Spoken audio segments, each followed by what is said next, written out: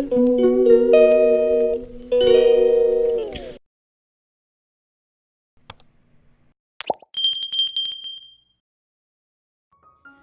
সকাল বন্ধুরা, আশা করি সবাই ভালো আছেন, আমিও ভালো আছি। তো আজকে বাগান থেকে ব্লগটা শুরু করছি। দেখছেন তো এই যে মূলো শাক তুলছি, মূলো শাকগুলো ঘন হয়েছে, তো এই জন্য একটু যেগুলো বড় বড় হয়েছে সেগুলো তুলে নিচ্ছি।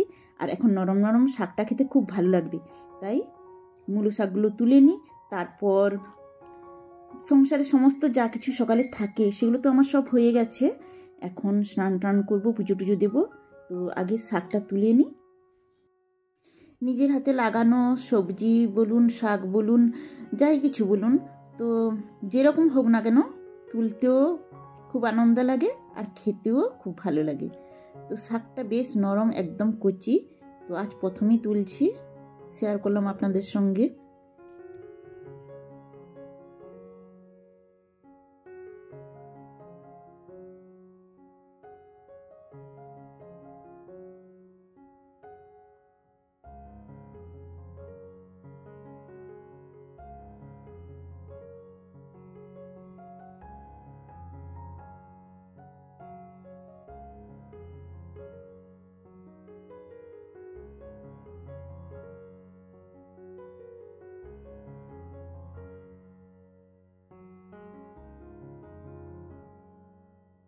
তো শাক তো তোলা আমার হয়ে গেছে। এখন কি করছি বলুন তো, বাগানে লঙ্কা তুলছি।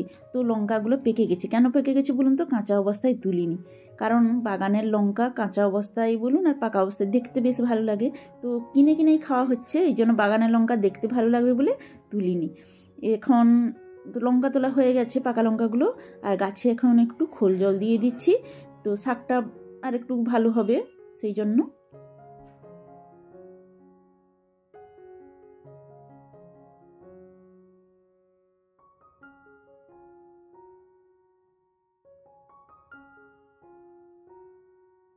তো খোল জল দেওয়া আমার হয়ে গেল। এখন ঘরে যাব। এই যে কতগুলো শাক তুলেছি দেখুন, নরম নরম শাক আর কাঁচা পাকা লঙ্কা। স্নান টান সেরে পুজোর ঘরে চলে এসেছি। এই যখন পুজো দেব, তো আজকে বৃহস্পতিবার, এই জন্য পুজোটা একটু গুছিয়ে গাছিয়ে ভালো করে দিতে হবে, ঘটটট সাজিয়ে। তো পুজোটা দিয়ে নিই।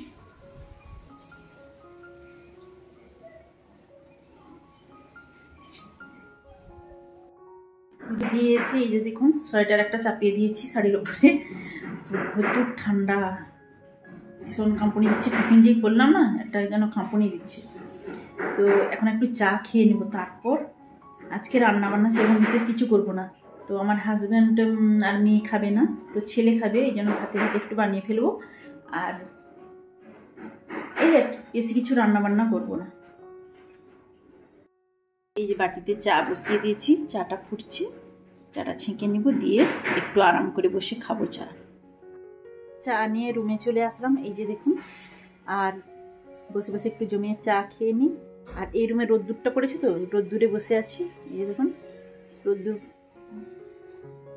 রোদ্দুরে বসে বসে চা খাচ্ছি। চাটা খেয়ে নিই, তারপর তো একটু হালকা কিছু রান্না করব।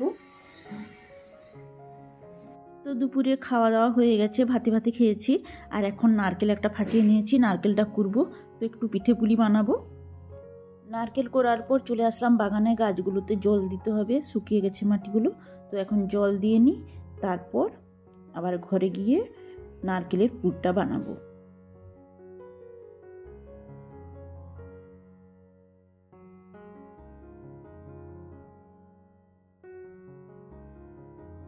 এদিকে মিস্ত্রি দাদাভাইয়েরা কিছুজন এখানে কাজ করছে, আবার কিছুজন রুমের ভেতরে কাজ করছে। তো যেগুলো ঘষাঘষির কাজ সেগুলো এখানে করে নিচ্ছে। তো প্রচুর গুঁড়ো, প্রচুর ধুলো, গাছগুলো নোংরা হয়ে গেছে একেবারে, বলে বোঝানো যাবে না কী অবস্থায় বলছে। আমার বাগানে ফুলও ভালো হলো না। আর তো যাই হোক, ঘরের কাজগুলো তো করাতে হবে যতই নোংরা হোক। জল দেওয়া হয়ে গেল, এখন যাই রান্নাঘরে। তো রান্নাঘরে গিয়ে আগে পুরটা বানিয়ে নেব, তারপর সন্ধে টন্ধে পরে দেবো। আগে পুরটা বানিয়ে নিই। নারকেল করার সঙ্গে একটু চিনি দিয়েছি আর একটু ঝোলা গুড় দিয়েছি, তাতে পুরের টেস্টটাও দারুণ হবে, খেতেও বেশ ভালো লাগবে। সেই জন্য এইভাবে আমি পুরটা বানাই। কিছুক্ষণ এইভাবে নাড়িয়ে চাড়িয়ে নেব, তাতে নারকেলটাও মজে যাবে, সুন্দর একটা পুর তৈরি হয়ে যাবে। এই যে এক হাতে ক্যামেরা ধরেছি তো কড়াইটা ঘুরে যাচ্ছে। তো নাড়তে নাড়তে পুরটা আমার রেডি হয়ে গেছে, কি সুন্দর একটা কালার হয়েছে দেখুন, আর টেস্টটাও দারুণ হয়। তো পুরটা এবার নামিয়ে নেব, হয়ে গেছে আমার পুর রেডি। এবার আমি যতটা পরিমাণ ব্যাটার করব তার পরিমাণে আমি ময়দাটা চেলে নিলাম, দিয়ে একটা পাত্রে ময়দাটা তুলে নেব। ময়দাতে পরিমাণ মতো জল, চিনি, দুধ আর একটু লবণ দিয়ে ব্যাটারটা বানিয়ে নেব। তো ব্যাটার বানানো হয়ে গেছে, এগুলো আমি পাটিসাপটা বানাবো।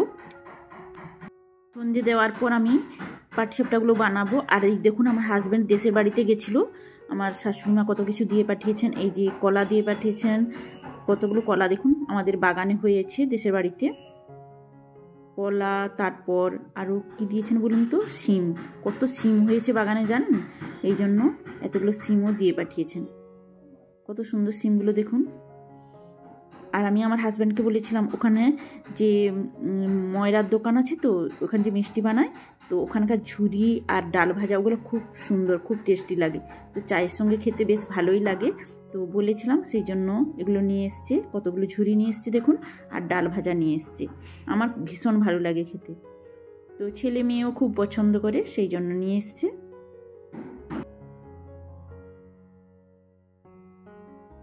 সন্ধে দেওয়ার পর চলে আসলাম, পিঠেগুলো বানিয়ে নেব, পাটিসাপটাগুলো এই যে বানিয়ে নিচ্ছি একটা একটা করে এইভাবে। তো ব্যাটারটা ভালোই হয়েছে, খুব সুন্দর ব্যাটারটা হয়েছে। এই যে দেখুন হয়ে গেছে। এবার এক পিঠ উল্টে দেবো, আমি হাতেই উল্টে দেব। তো এবার পুর দিয়ে মুড়ে নেব, তারপর অল্প সাদা তেল দিয়ে একটু ভেজে নেব। আমি তো এইভাবে বানিয়ে থাকি, তো খেতে খুবই ভালো লাগে, টেস্টি হয় দারুণ। আমার ছেলে মেয়ে তো ভীষণ পছন্দ করে। এই যে দেখুন পরপর একটা একটা করে এইভাবে বানিয়ে নেব। তো বানিয়ে নিয়ে আমি